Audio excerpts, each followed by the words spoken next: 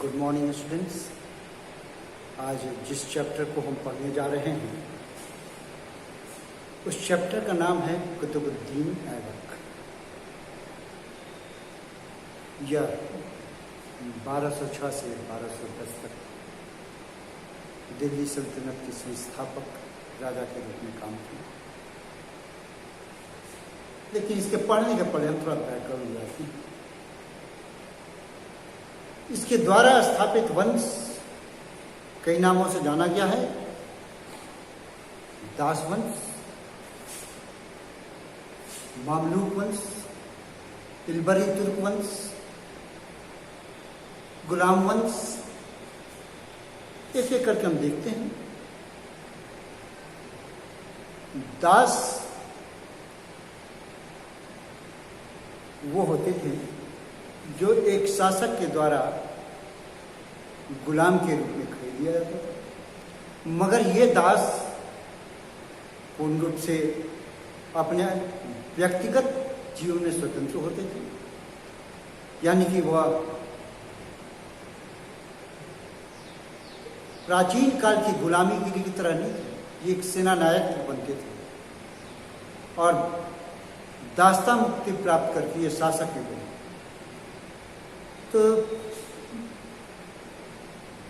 हम देखते हैं कि कुतुबुद्दीन ऐबक, उसके बाद इल्तुतमिश, रजिया और यहाँ तक कि बलबन, ये सारे के सारे दास थे।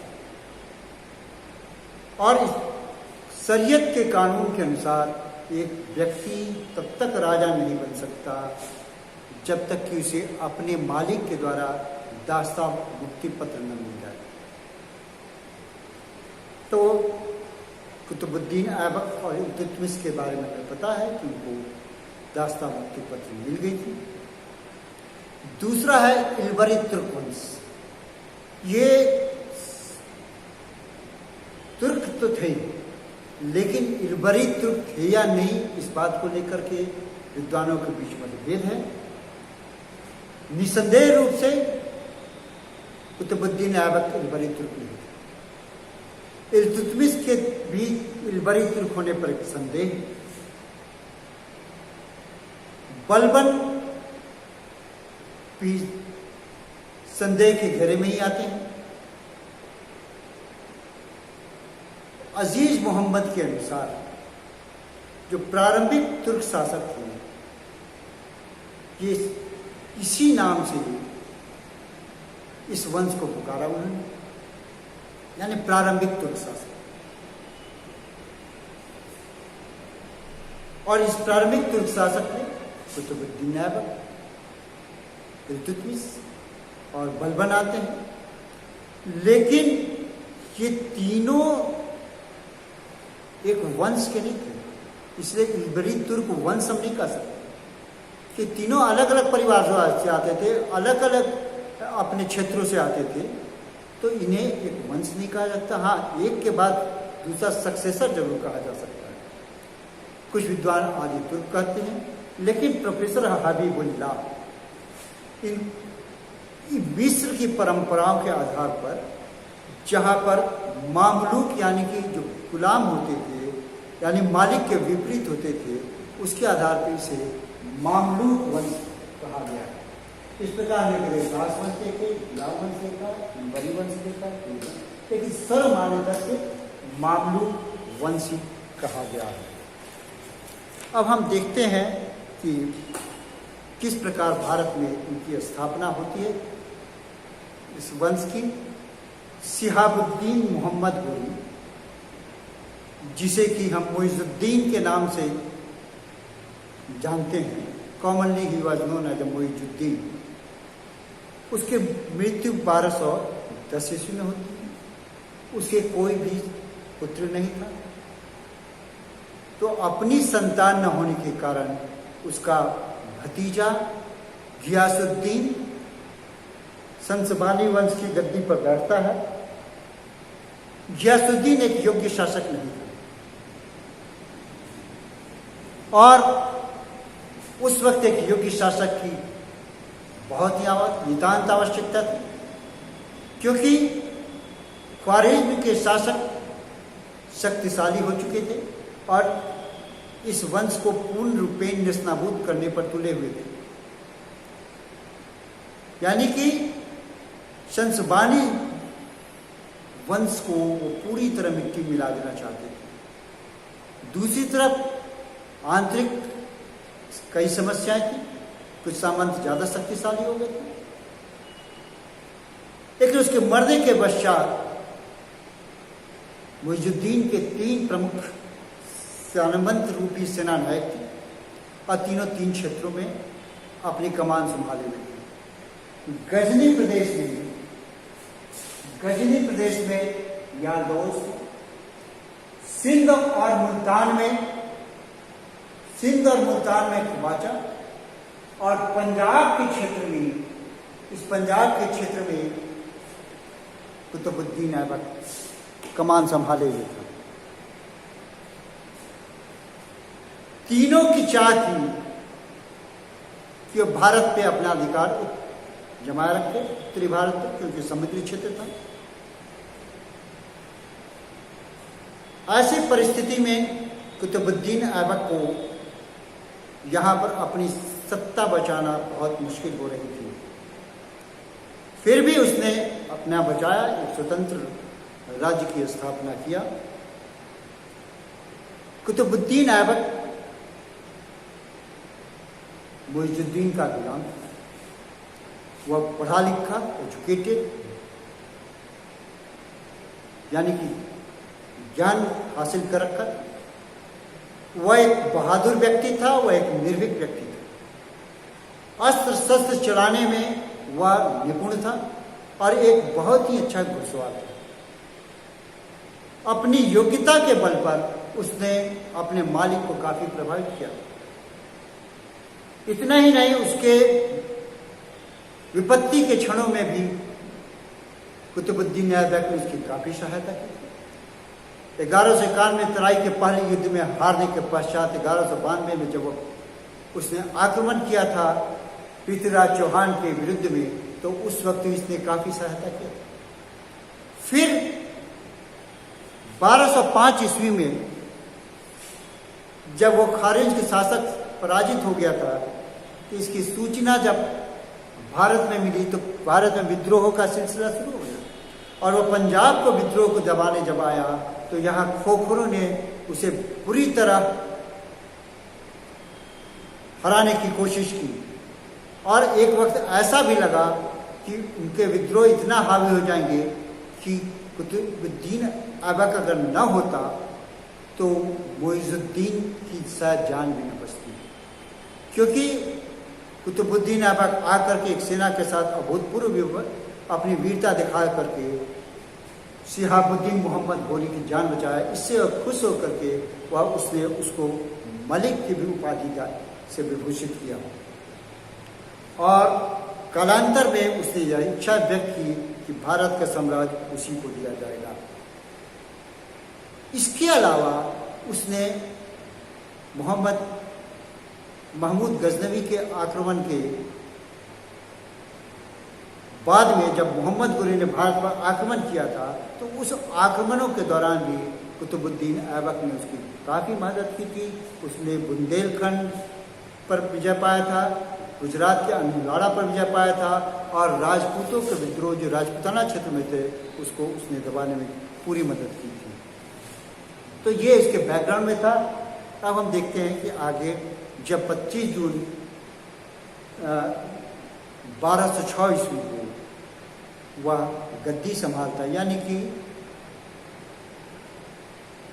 मोहम्मद गोरी की मृत्यु के पश्चात जो 1206 में हुआ था मार्च महीने में, मोहम्मद गोरी की मृत्यु के बाद उसने लाहौर में अपनी ताजपोशी की 25 जून 1206 ईस्वी में, और इसके राज्यारोहण के साथ ही उसने पंजाब और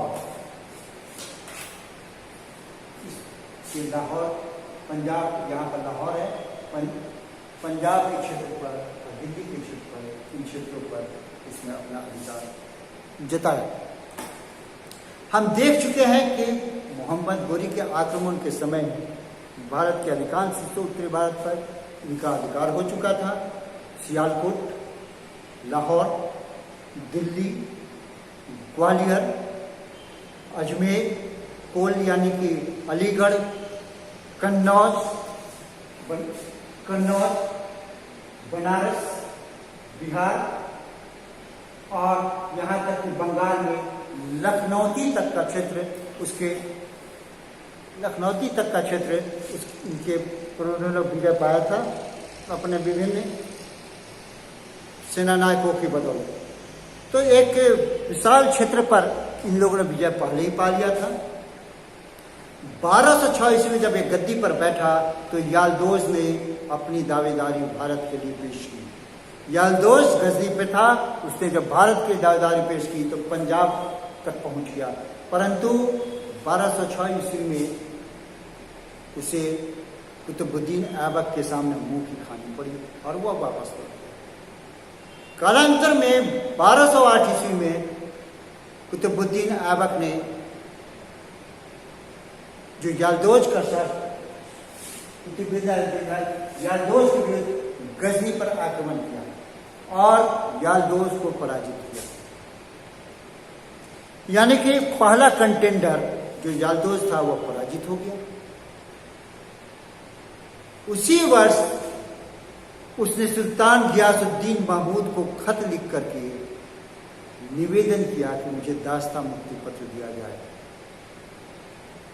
सुल्तान ने उसे दास्ता मुक्ति पत्र प्रदान किया और इसके साथ ही वह अब एक स्वतंत्र हो चुका था और उसने अपना एम्ब्लेम भी इसको दिया। लेकिन गजनी में कुतुबुद्दीन ऐबक ज्यादा दिन नहीं रुक चुका। क्यों?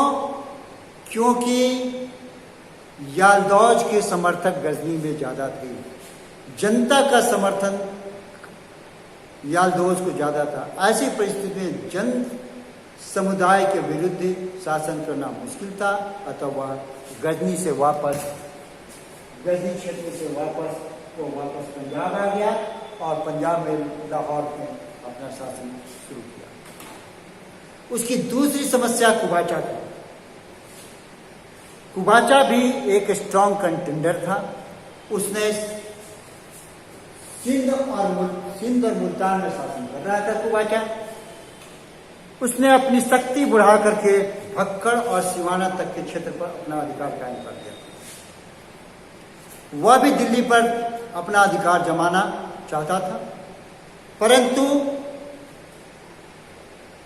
कुतुबुद्दीन ऐबक ने बहुत ही डिप्लोमेटिक वे में काम किया। उसने अपनी पुत्री का विवाह कुबाचा के साथ कर दिया और एक मैट्रिमोनियल रिलेशन बना करके एक शांतिपूर्ण और सहयोगपूर्ण संबंध बनाया।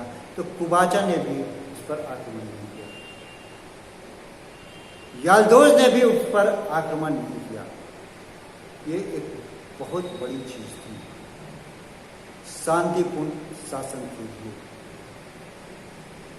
यालदोज का साथ संबंध विच्छेद यानी गजनी के साथ उन्हें पूरी तरह संबंध विच्छेद कर दिया, जो भारत के लिए बहुत ही हितकर था। भारत का मध्य एशिया से संपर्क पूरी तरह टूट गया और भारत के मध्य एशिया की राजनीति से भी संबंध जब खत्म हो गया तो भारत एक स्वतंत्र रूप में और शांतिपूर्ण रूप में शासन स्थापित करने में कुतुबुद्दीन ऐबक ने काफी मदद की। यानी कुतुबुद्दीन ऐबक शासन एक शांतिपूर्ण ढंग से प्रारंभ हुआ, लेकिन अभी भी विद्रोहों का सिलसिला जारी था। उसने राज्य को संगठित तो कर लिया 1206 से 1208 के बीच में और 1208 से 1210 के बीच में शांति व्यवस्था स्थापित की, मगर अभी भी राजपूताना क्षेत्र में या राजपूतों पे विद्रोह की भावना सुलग रही थी। ये इसे पूरा करना चाहता था 1210 तक। तभी चौगान यानी कि पोलो खेलते वक्त इसकी घोड़े से गिरने से काफी बुरी तरह जख्मी हुआ और वह मृत्यु को वरण किया, मृत्यु प्राप्त किया। यानी कि मात्र 1206 से 1210 4 वर्षों तक एक स्वतंत्र रूप में यह भारत ने शासन किया और एक नए वंश की स्थापना की, जिसे हम गुलाम वंश के नाम से जानते हैं, मामलूक वंश के नाम से जानते हैं, तुर्की वंश के नाम से जानते थे। एक पहली बार हम देखते हैं कि यहाँ के एक मुस्लिम संस्था की स्थापना हुई। अब तक सिर्फ हिंदू शासन यहाँ चल रहा था और इस्लाम धर्म का एक यहाँ पर एक परचम लहराने लगा।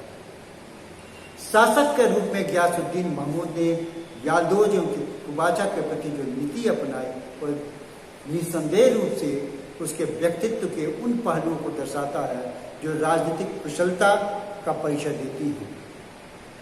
उसने शक्ति का प्रदर्शन न कर डिप्लोमेटिक रिलेशन की स्थापना किया, जिससे शांतिपूर्ण ढंग से शासन करने की काफी मदद मिली।